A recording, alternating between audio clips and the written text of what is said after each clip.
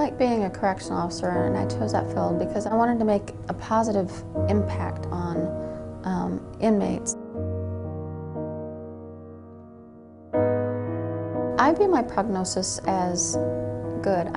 I keep responding to treatment, and I was just talking to my sister yesterday because there's times where you get down and you think, oh, you know, you just want to give up. And my sister said, I don't know that I could have done all that you've done. I would have given up a long time ago. I also like to help other people who have had cancer or who are going through it. And so that's another thing that keeps me going. To know that just because you're metastatic doesn't mean that there isn't hope to go into remission or to find something that just works great for you.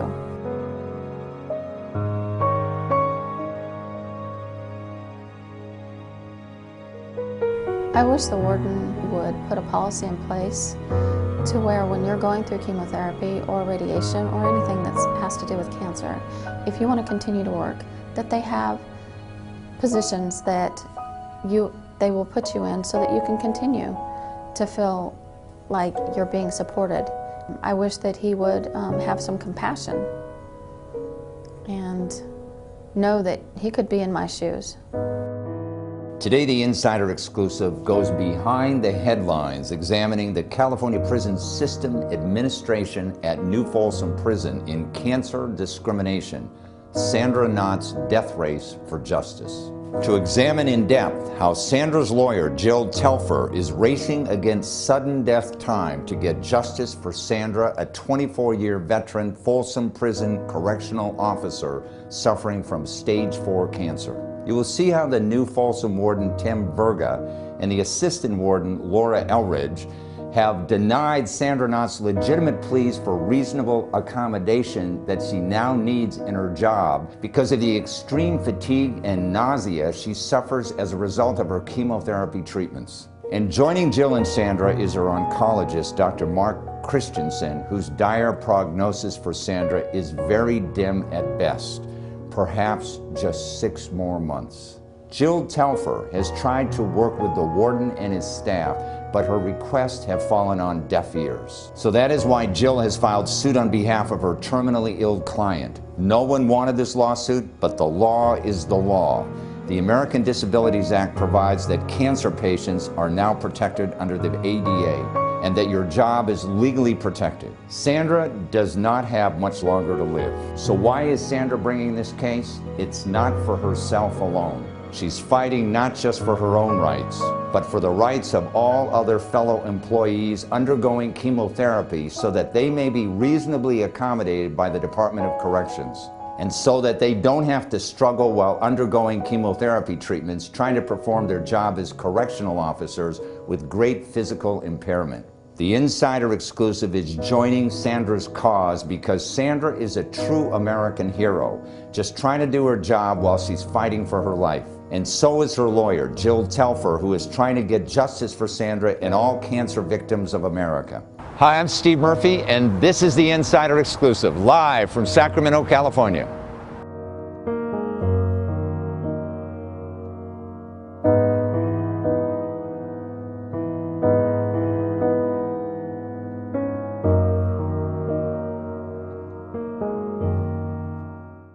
It is my great pleasure to introduce Jill Telfer to the show and Jack Vetter. Welcome to the show, guys. Thank you. Thank you. Jill, you are the lead counsel representing Sandra KNOTT, correct? Yes. And Jack is assisting you in what manner? Yes, Jack is outside counsel regarding the reasonable accommodation negotiations. Right. And he's been retained because if I represented Sandra in those negotiations, I could not represent her in the litigation. Yeah. He is interacting or trying to engage in some interactive process with CDCR. However, it's falling on deaf ears. Yeah. Now, tell our audience a little bit about your practice. You represent people like Sandra a lot, don't you? Yes, I represent employees or former employees who have either lost their job or have been subjected to discrimination or retaliation. Right. There are many type of practices a lawyer can practice, and yet you practice. You specifically pick the hard to take on cases. Why is that? I think they're very rewarding. A lot of my clients are lower wage earners. They make $11, $12 an hour, and they can't find attorneys. Likewise, in the case of Sandra KNOTT, she's fighting for her life. If she passes away and doesn't get to trial, her losses are limited so that few attorneys can take on those type of cases. Yeah, tell our audience a little bit about who Sandra is. Sandra's an amazing individual. She's about 48 years old, has worked for the Department of Corrections for approximately 24 years, and is just a fighter. She looks out for others as well as herself. She's been a good employee, and she just wants to be able to have accommodations not only for herself, but for other cancer survivors. Right. Now, tell us, our audience, a little bit about some of the facts of this case. Well, Sandra KNOTT was diagnosed with breast cancer in 2003. In 2008, she had a reoccurrence, and it was identified as being stage 4, meaning terminal. In 2008, she was accommodated by the prisons. At that time, when she was diagnosed with that terminal illness, her husband left her. Her mother died of cancer. She cared for her. In 2010, she had another reoccurrence and required chemotherapy. Right. As a result, she asked the warden, please, will you accommodate me? And accommodation for our audience means give me a lighter type duty. Either lighter duties or just help in some way so that you because can she gets fatigued easily undergoing chemotherapy, right? Yeah, she has different symptoms, fatigue, hypersensitivity in her feet. So she really needs some accommodation to be able to continue to be a prison guard. Now, as you're talking, we're going to show that a letter that you provided us, which showed that she requested this reasonable accommodation a number of times, right? Yes, beginning in July of 2010, she asked the prison management for assistance. They denied it. They said, well, look, you can work in jobs, but these jobs made her interact with inmates. And she asked to work in the mailroom or other locations where pregnant correctional officers and officers charged with criminal misconduct are allowed to work. And according to the Department of Corrections right now, those are the only 2 exceptions that a female correctional officer can get lighter duty, right? Yes, or all correctional officers. If they become pregnant or if they are charged with criminal misconduct, they're allowed to work in the mailroom or the trust office, outside of dealing with inmates. Now, you did a video deposition of the warden. His name is Berga, right? Yes, Tim Berga. Tim Berga. And we are going to show just some brief clips because he goes to the heart of this matter, and some of these issues that he talked about are his understanding about reasonable considerations. So let's go to this right now. You could give me your understanding of CDCR's reasonable accommodation policy that would have been in effect during the last 5 years. Based on my memory of it, if an individual has a qualifying issue to be accommodated and their restrictions are such that we can accommodate them in a position, and we're talking about correctional officers, that we are to do what we can to accommodate them. Did you ever consider placing Ms. KNOTT in personnel? No, I did not. Or in accounting? No, I did not. Or in inmate appeals? No, I did not. Or in the mailroom? No, I did not. If Ms. KNOTT would become pregnant, would she be allowed then to work in those positions? Objection argumentative. At some point through her pregnancy and her doctor's recommendation, yes. Now, I see that he never considered placing Sandra in the mailroom, even though the mailroom supervisor has said he has a place for her, right? That's correct. I don't understand this. Why? We've had discussions, Jack and I actually, and it's because we believe the prison is a paramilitary organization, and they did not realize that cancer patients have a right to reasonable accommodation. When Sandra brought it to their attention, it was like questioning their authority. At that point, they've retaliated against her, and they're not going to help her. We tried to resolve this case prior to filing a lawsuit. I sent a letter and said, please just help her work. And they ignored it. Since filing the lawsuit, I've said, look, we just want to sit down. Can you just let her work? And I think it could be a good thing. This warden could be known as someone who provides programs for those with cancer. We're going to be showing on the screen right now a letter which was from Jen O'Neill, the section chief, the Office of Employee Wellness, and I was totally amazed when I saw this. It's quoted in there, "Your treatment is not my concern." How is it that someone who works for a governmental agency can say that to an employee? It's astounding. She's paid by taxpayers to return people to work. That's her job. Yeah. And for her to take that position with Sandra KNOTT is extremely disappointing, but I think it comes from upper management. Yeah. Now, and in fact, you know, the name of her office is the Office of Employee I know. Wellness. I mean, how ironic. It's your treatment is not my concern. It's just an unbelievable name for that office in light of what they've done with Sandra. And now a number of her co-workers have stepped up to the plate and donated, tell their audience, time. Yes. What was going to happen with Sandra is she was either going to be demoted or lose her job. And the generosity of her co-workers, they've all given her time so that she didn't lose her insurance. Yeah. Time for the medical treatment? Yes. Time. Well, what they did was, since the employer wouldn't accommodate her, Sandra had to be forced out on medical leave. Yeah. She burned up all of her sick time and vacation, so she was going to lose her insurance. And the generosity of her coworkers has allowed her to continue to receive those benefits. Now let's talk about your legal strategy. A lawsuit has been filed. Yes. Okay. It appears, and they are represented by the California Attorney General, right? Correct. Because it's a state employment agency, right? Yes. Okay, the state agency. You have told me they are using delaying tactics. Why? Because they're hoping that Sandra dies. Is that right? Yes. And what difference would that make to them? They have delayed this case. It's been going on for almost 2 years. We should have been to trial in 6 months. Yeah. And the reason why is if Sandra dies, her losses die with her. The case will be minimalized. Yeah. She loses all of her pain and suffering, which is the predominant issue in this case. So it's all about money. It's all about money. Okay, now you moved for an expedited court date, didn't you? I did. And it was denied. Initially it was denied because the Deputy Attorney General said, look, we need to have a right to do discovery. Please listen to our rights and allow us to conduct discovery. And so it was denied, but I filed another one. So we have a trial date August of this year, 2012. Despite the fact that her oncologist has provided medical support stating that she may not be around in 6 months, correct? Correct. We have with us today Sandra, and we're going to bring her on here right now so she can tell her side of the story, okay? Great.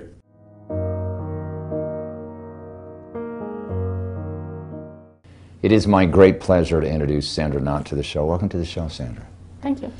You know, we are filming this on a Sunday. We rarely work on a Sunday, but we thought this was so important, this whole issue, that we came up here to film this show, and thanks, Jill, for inviting us. But tell us a little bit about what you're going through. You know, we've heard the lawyers talk. What you're going through from a personal level, because you were reasonably accommodated before, twice before. Correct. And now this warden, he's not listening to you. He's not even wanting to listen to you. How's that make you feel? Well, it makes me feel that my situation and I don't matter. Yeah. And I've been an employee there. This April will be 25 years. As a correctional officer? Yes. You've seen it all, haven't you? Yeah, I've seen a lot of stuff. You've given it all, haven't you? And this is the gratitude you get. I mean, that would make me extremely angry. It does make me angry because I want to continue to work. Yeah. And it helps to, while I'm going through all this, it helps to distract from the diagnosis, and it makes me feel like I'm a productive part of society. This is a national broadcast, and you have an opportunity to look at me as if I was the warden. What would you say to me to make me change my mind? Well, I would like to know why it is that you don't want to accommodate me when you accommodate people that are pregnant, and I just have a deep, in my gut, I'm sure that if it was your daughter or your nephew that was going through what I'm going through, you would reasonably accommodate them. You wouldn't be putting them through what you're putting me through. Yeah. How does he, or, you know, I'll ask you this question, how does he explain the fact that you were accommodated before, correct? Yes. Yeah, twice before. How does he explain it was the policy before, why is it changed now? He said he's the warden now. And so he's the captain of the ship. He's the captain of the ship, and there's no policies, he claims, that cover Sandra. However, the law covers it, so he's not above the law. And by the way, let's have our audience be real clear about it. In the state prison system, there are only 2 provisions for females to have lighter duty, reasonable consideration. One when you are pregnant, and 2, when you are under criminal investigation. And reasonable accommodation means put in another job where it's not as tough, correct? No contact with the inmates, correct? Very limited. Yeah. Now, you mentioned to me that the state law, I mentioned the American Disabilities Law, which is a federal law, but the state law is even tougher than the American Disabilities Act, isn't it? What is the law? The law in California is the Fair Employment and Housing Act, and it is that you are to assist people that have cancer and allow them to be productive employees and receive the same terms and conditions as employees without cancer. So if that's the state law, and this is a state employment agency, these are state employees, why is he not following the state law? It appears as though he thinks he's above the law, and the Department of Corrections has followed that stance at taxpayer funds. I mean, they spent hundreds of thousands of dollars to defend this case, rather than just letting a 25-year employee continue to work as an accommodated position. Tell our audience a little bit about how your coworkers have come to help you. If it hadn't been for them, when I was forced to be off work, I wouldn't have gotten a paycheck. When I was talking to a few of my coworkers and telling them what I was going through and that I was running out of time, because these people weren't trying to find me a job I could do, they came together, and one of the officers went around to a bunch of people in the B facility, and they got me enough hours that I didn't have to worry about not getting a paycheck for a few months. If it hadn't have been for them, I don't know what I would have done. Because and a lot of my coworkers are like family to me. I have no family here. They're all in other states, and I've been blessed to have such great coworkers. Tell our audience a little bit about what you think about Jill and her efforts to help you. Oh, I think Jill's great, and I love her spunk and that she wants them to do the right thing. And I think that she's a very good attorney. We have with us today your doctor, your oncologist, Dr. Scott Christensen, and we're going to bring him on right now.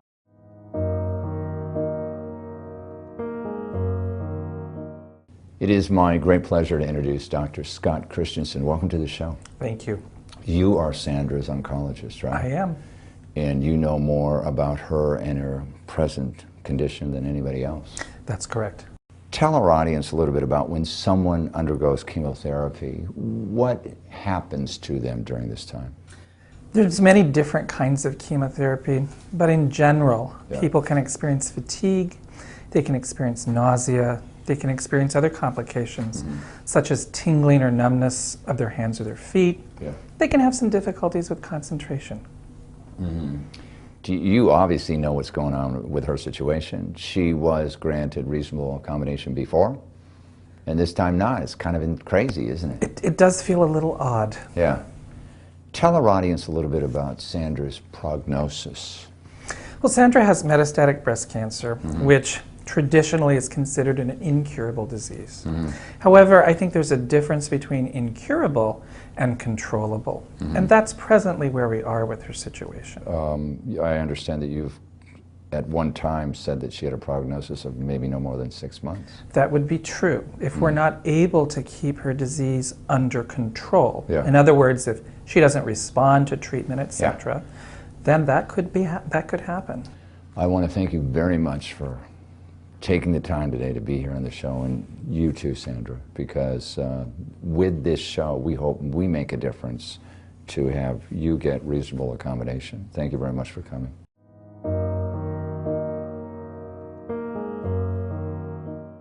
Jill, next steps. We're getting ready for trial, so I am... Which is when, in August? August 13th of this year. And so I've moved for preference again to make sure we get that trial date. And we're just gathering more evidence to prove our case. So what I see this all coming down to is the state has an ADA policy. The federal government has an ADA policy. Each one of them says they have to provide reasonable accommodation to Sandra. To people like Sandra.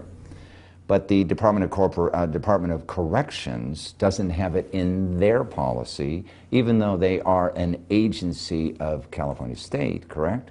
Well, they say they have a policy, but they don't follow it. But they don't include this aspect for reasonable accommodation. Correct.